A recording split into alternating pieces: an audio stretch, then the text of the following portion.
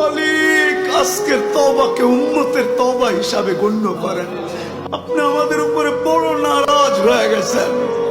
নাইলে অতীত তাকাইলে দেখি মালিক একজন হাত তুলতে দেরি, একজন চিৎকার দিতে দেরি, একজন আপনাকে অনুরোধ করতে দেরি, একজন বলতে দেরি, আকাশ থেকে সাহায্য আসতে দেরি হয় না। আপনার বাহিনী জাপায়া পড়তে দেরি করে নাই। আজকে তো বৎসরের পর বৎসর পার হয়ে যেতেছে, চোখের পানি শুকায় যাইতেছে। ও মালিক কোন বিজয়ের চিহ্ন দেখি না। কত রোজাও তো ফিলিস্তিন ওয়ালাদের ইফতার হইতো লাশ দিয়া, সেহরি হইতো লাশ দিয়া। আল্লাহ এই রোজাও কি এরকমই হবে জানি না মালিক।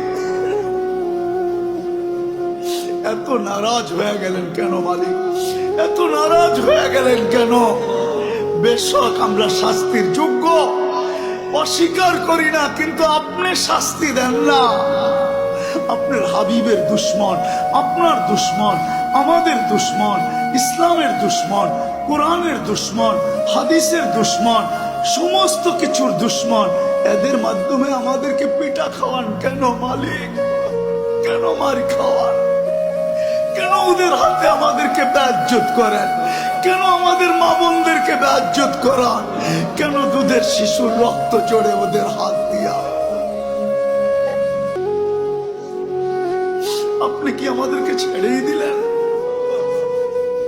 আমরা যাব তো যাব কোথায়?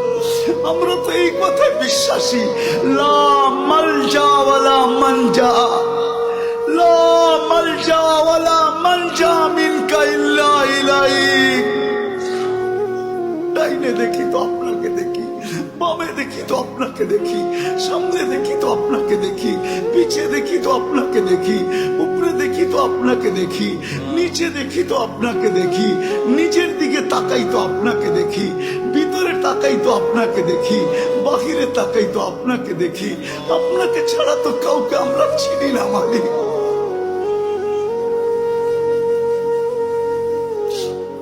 আজকে এই আলেমদের হাত খালি ফেরত দিয়েন না। আমারটা দিয়া দেন, কোনো আপত্তি নাই, কিন্তু আমার ডাইনে বামের আলেমদের হাত খালি ফেরত দিয়েন না। ইমাম খতিবদের হাত খালি হাতে ফেরত দিয়েন না। তুলাবাদের হাত খালি ফেরত দিয়েন না। তুলাবারা বসে আছে সামনে মালিক, যাদের পায়ের নিচে ফেরেশতারা বলের গালিচা বিছায়। আল্লাহ ওদের হাত খালি ফেরত দিয়েন না।